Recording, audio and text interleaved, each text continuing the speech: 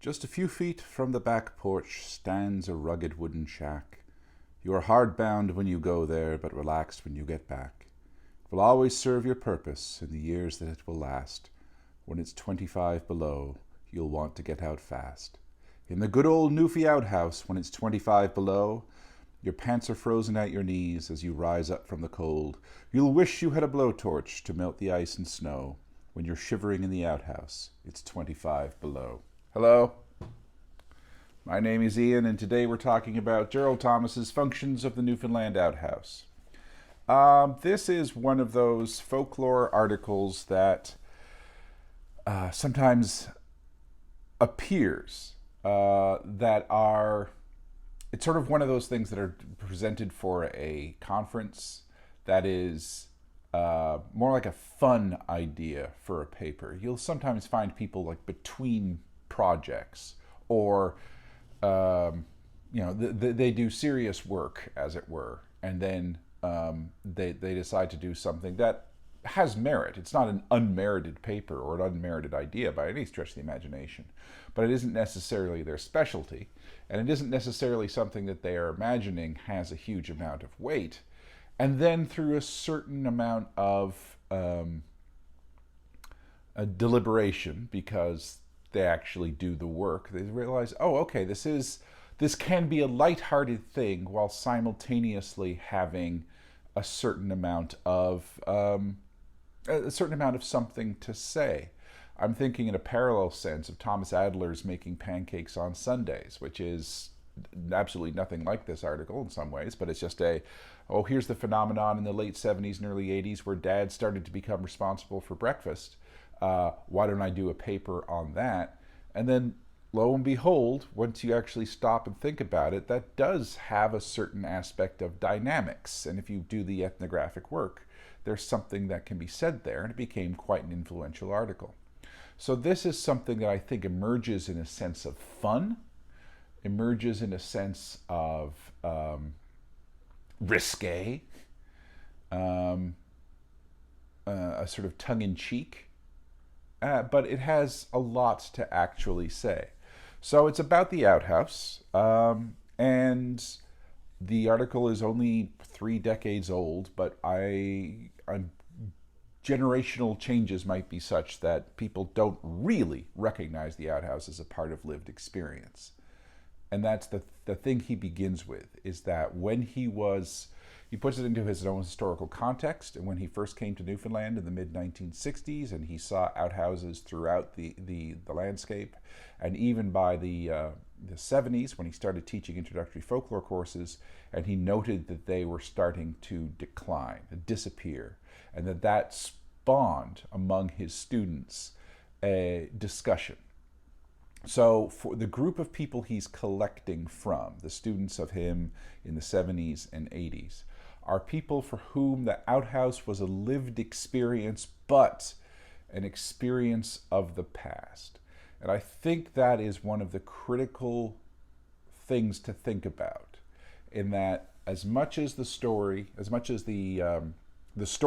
that they tell are fun, are amusing, and in that third section of his paper where he talks about inspirational, they are already in that phase of recognizing that it is an object that is of the past. It is of their childhood. It isn't of generations past, but it is something that is no longer within their day-to-day experience, and they are grateful for it. So if we think back to our basic premises about folklore, that sometimes folklore is the things that folklorists study are the everyday experiences of people, and often their creative reactions or the creative expressions of how they navigate their day-to-day world, and how they collect, pass along information or insights or the creativity of the past into the present.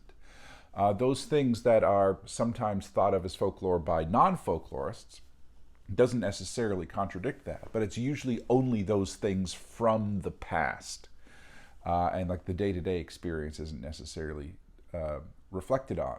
And if something only really becomes an item worthy of study as it is disappearing. Again, it is just something silly that we do. That isn't folklore. A sort of classic protest, as it were, from the people that we're collecting from is that's not folklore. That's just something that people do. Folklore is A, B, and C, and it's all these sort of venerated things. But for the folklorist, folklore is those things that we do. And so his group, the students that he's collecting from, are already beyond. They've moved beyond that. This is something that we do. That is something that we did. And so he goes through, and he has these 1.1, 1.2, 1.3. And I think this very structure of the article is kind of a parody of how, of sort of, serious structural analyses, and that he's trying to go through and look at them the way like someone might look at a much more, something that a material culture scholar would use to go through a sort of much more venerated piece of material culture. But nevertheless, it provides an interesting structure to the article. So he starts out with the item itself, and he has the, how it was built, the basic design, the one-seater, the two-seater, the materials that were used, the weatherproofing. Then the second is where it's actually located. And first of all, the idea that it can be moved, because when it's put over a hole that's dug, eventually that hole fills up or becomes, we'll just say fills up. And a new hole is dug and it's moved. So the fact that it can move is a place. Or preferably it's over running water, preferably the sea, and then that keeps things down. So all the practical elements that are there. And then how it is maintained, how it looks. And we can pause because we don't need to talk about much in terms of its structure that's in the article, but it's a good thing to consider how it is maintained, because it becomes then, once we've gone past the functional aspects of the, and I shouldn't say functional because he's talking about functions, but once we go past the utilitarian ways of how of the outhouse as a physical structure, thinking of how it's decorated has to do with the idea of there is a local aesthetics that needs to be met, because the outhouse communicates something. It doesn't simply serve the function, although the function is clearly what it does. And the functions which we are about to discuss. It doesn't simply do that, but also seems to suggest something about its owners, about the household. And so, in part because knowing the Manichaean disgust, the Rabelaisian activities that take place there, there is a merit for it to be maintained in a particular way. So it is going to be clean on the outside. It will be regularly painted. Or if it's something in disuse, that seems to suggest something about the character of the people inside. So the aesthetics of the outhouse are not incidental, even if it is limited to functions that polite society doesn't necessarily have as part of their conversation. Everyone is aware that that is what it is for. But because of that, it needs to be, what's the word I'm looking for? It needs to reflect care, reflect aesthetics, reflect consideration, and it needs to look good, because we know the comment will be passed otherwise. So it becomes an object to be beheld, an object to be considered, and an object to be interpreted. And the interpretation that one will come to will be about the character of the people who use it, who maintain it. So there you go. Then he talks about the main thrust of the article has to do with the functions. And clearly there are the functions, the main function of the outhouse, bodily waste, and to a lesser extent, but no less important extent, other household waste like dishwater and so on, and where the dishwater could be dumped anywhere, but it is dumped here. And one of the reasons it's dumped here is that it helps to facilitate the dampening of odors and the general process of deterioration of waste in order to hopefully dispel the consequences of waste. And there's sort of a vernacular science that's happening there. The casting out of the ashes could be anywhere, but the ashes will actually, because they maintain certain chemical agents, the same agents that eventually you could turn into lye and other astringents, it helps to expedite the deterioration of solid waste, and so maintaining a certain amount of hygiene, as much as we can talk about hygiene. So there's that. Again, obvious, and again, we don't necessarily need to dwell too much on them. I mean, one of the reasons why these are tongue-in-cheek is that we are talking about things that don't necessarily get talked about in polite society, as it were. And so they become, almost by definition, once one breaches that silence, they become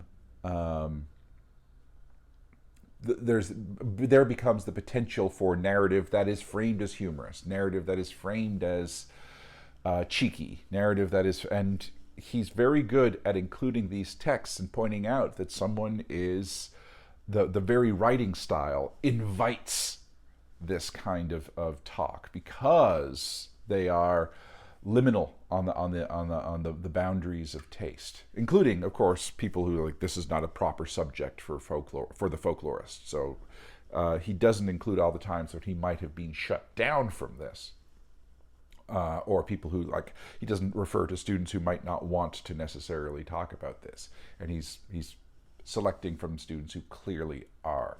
That the other function is social. That especially when you have the advent of two-seaters, you have the ability, whether the two-seater is divided or whether the two-seater isn't, and it's just, the same, for lack of a better word, room, but with two holes as opposed to one.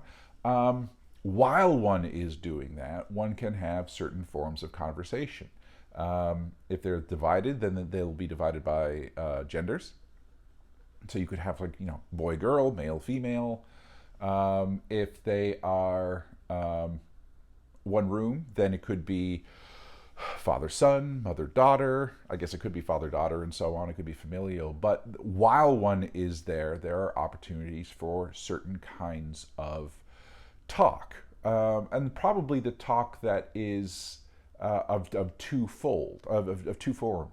Either ones that are, well, we're here anyway, this isn't vulnerable to each other, we can have talk that is similarly vulnerable to each other, or conversely talk that is deflective and like, let's talk about anything else but this, and then it becomes something where it could be point for joviality. But there are places where people are actually in close contact.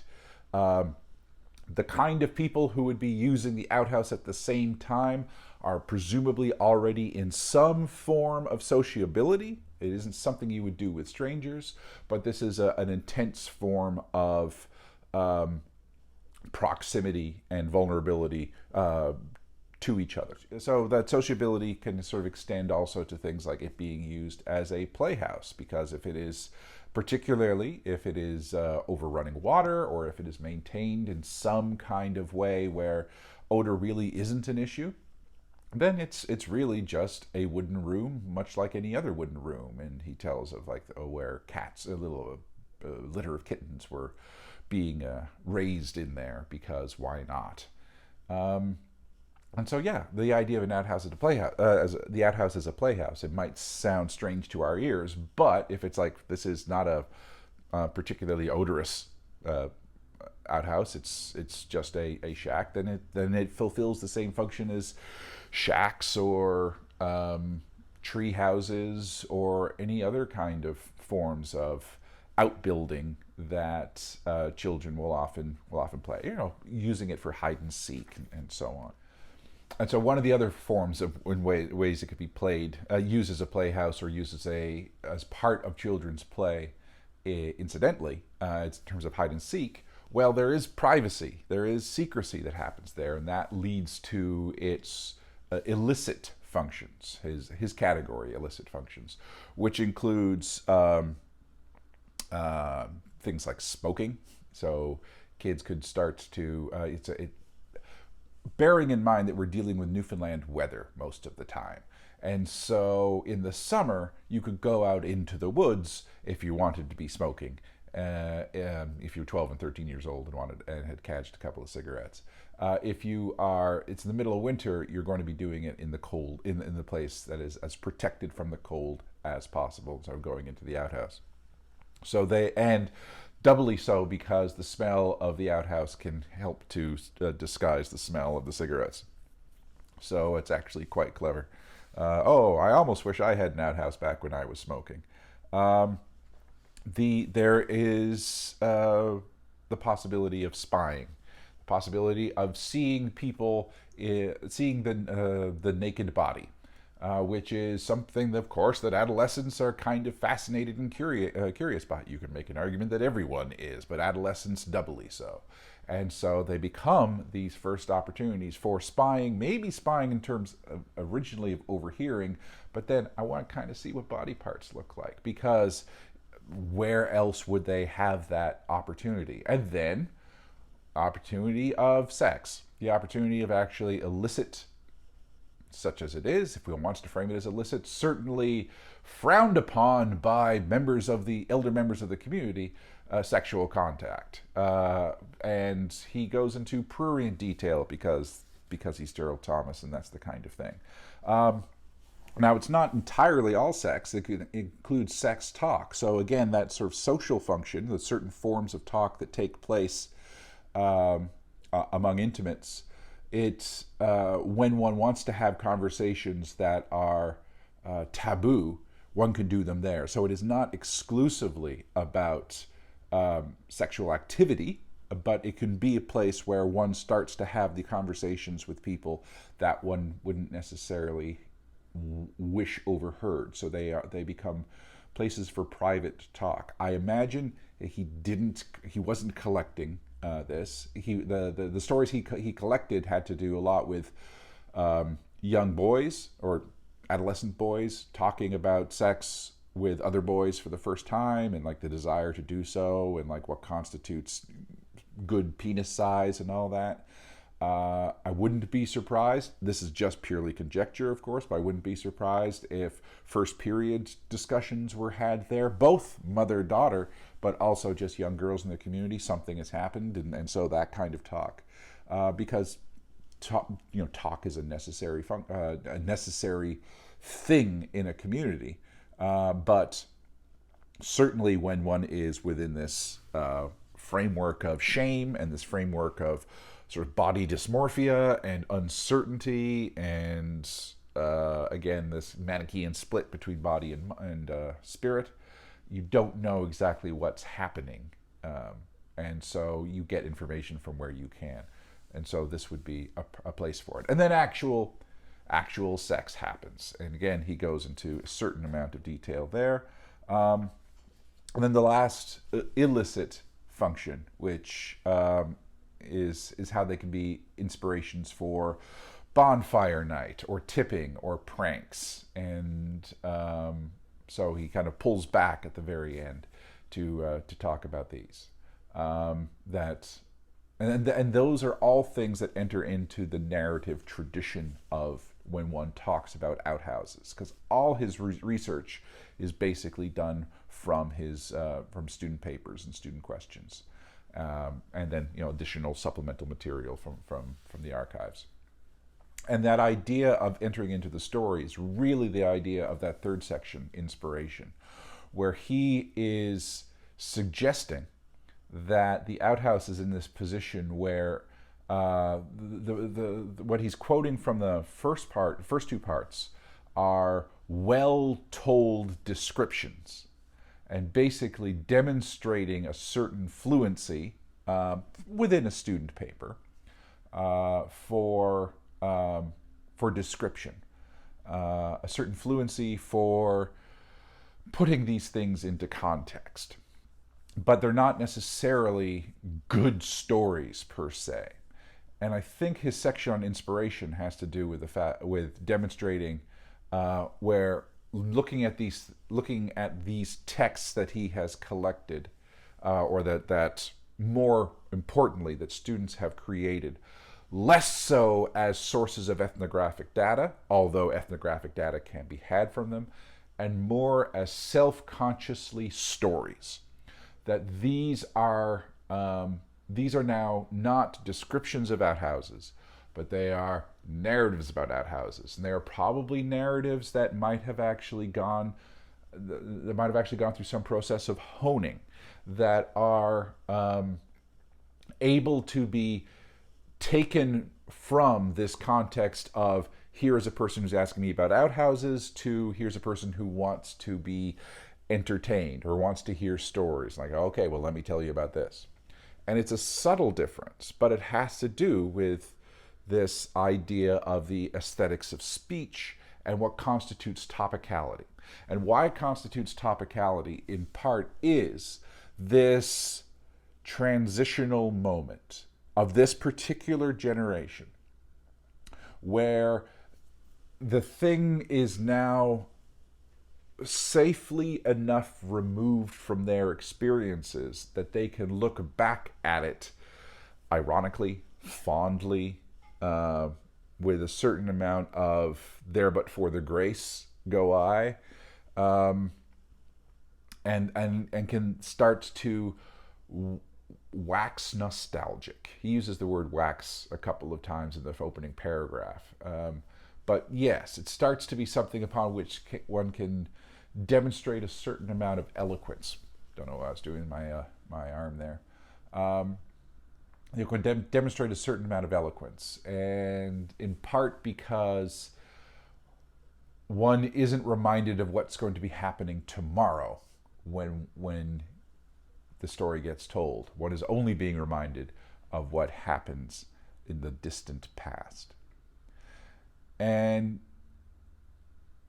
it was the demise of the outhouse is an indicator of the demise of a certain form of rurality and deprivation and lack of access. He's clear that no one wants to go back to the age of the outhouse. That when, first of all, when running water was made available and constant, people returned to that. People turned to that very quickly, very amenably. When cars became more prevalent, then you had a much more comfortable place to go and have sex in than an outhouse. People adapted to the new things once those new things were made available, and there is no actual desire to return to that prior age. And we want to think about that in the long sweep of folklore, because we want to think about what happens when we venerate the past and we have this anti-modern romanticism about rurality and about pre-modernity and the pre-urban settings. And yes, we can see that we can talk about them with a certain fondness, but that doesn't mean that we want to return to those situations. Think about it with cooking or baking, and that we can think about and wax nostalgic over the tastes of the past, and like the grandma's baking and grandma's fresh bread and all those sorts of things. But we wouldn't want to be grandma because grandma was basically committed almost against her will to a life of baking, that and a life of certain forms of domestic labor that wasn't necessarily what she wanted to do, but was just something that was expected of her. So when we are framing it this past, what are we romanticizing? And I think none of these stories are romantic yet. They are nostalgic. They are but their humor is part of the message. The humor in part because there's always this sort of element of there's often this element of disgust, and there's often this element of, well, at the very least, we're talking about things that aren't talked about in polite society. Now, 30 years after this article, now we're in the 21st century, and the outhouse has become very symbolic. He mentions a book that came out in the late 1970s, which was already basically a coffee table book of Newfoundland outhouses. That continues, and you can get crafts, and you can get posters, and that Dick Nolan song that I read the first verse and chorus from, that's from the early 1970s, and that is still recorded. There is a Newfoundland sketch comedy group on YouTube called The Outhouse, and yes, I mean, it is something that is that exists in that cluster of motifs about pre-Confederation and certainly pre-modern or pre-industrial, pre-shift to urbanization, pre-cod moratorium life in Newfoundland that is just on the periphery of the culture. It's different from, say, Mummering in Newfoundland, where the revival of it is ever so slightly more austere. Austere isn't quite the right word, but it's much more about, these traditions of the past. They need to be revived. The outhouse isn't revived. It is, any revival of it tends to be ironic. And it's a good thing to think about. So the things of the past, especially once they are firmly ensconced in the past, can now be the subject of, can now be the inspiration for a remarkable amount of creativity. It's not that they weren't creativity in the present, but back when they were lived experience, but they are something that when you just have to deal with it, they might be too close to be purely amusing. So, I mean, and he does end with that. He's like, okay, we've had a lot of fun, kids, but think about this. It is about a culture that is both informative and that it is of the past experience of his students, informs their present. They are aware that it informs not simply their present, but the present of the province and the culture of the present of the province in which they live. Yet simultaneously is something that we are all basically on board with it being firmly in the past. Yeah. It's a good article. At the very least, it's a good article because it brings this issue into a readable format. It brings this issue of when we reflect on the past. First of all, the idea that this is the stuff that proper folklorists shouldn't have talked about, but this is the lived experience of people. So it eliminates some of that taboo, which is, I think, a good thing. But it also says, it sort of hints at, our tendency towards nostalgia is sometimes erases the harsh reality of that lived experience. Let's remind ourselves of that harsh reality of that lived experience, even if the means by which we remind ourselves of the harsh reality of that lived experience are funny stories. Because funny stories are a way of dealing with harshness. Boom! Found a conclusion. I was struggling there for a bit. You saw me. I found a conclusion. So there you go. So this has been Gerald Thomas's Functions of the Newfoundland Outhouse. My name is Ian. As ever, my friends, I wish you nothing but the best. Be well. Bye-bye.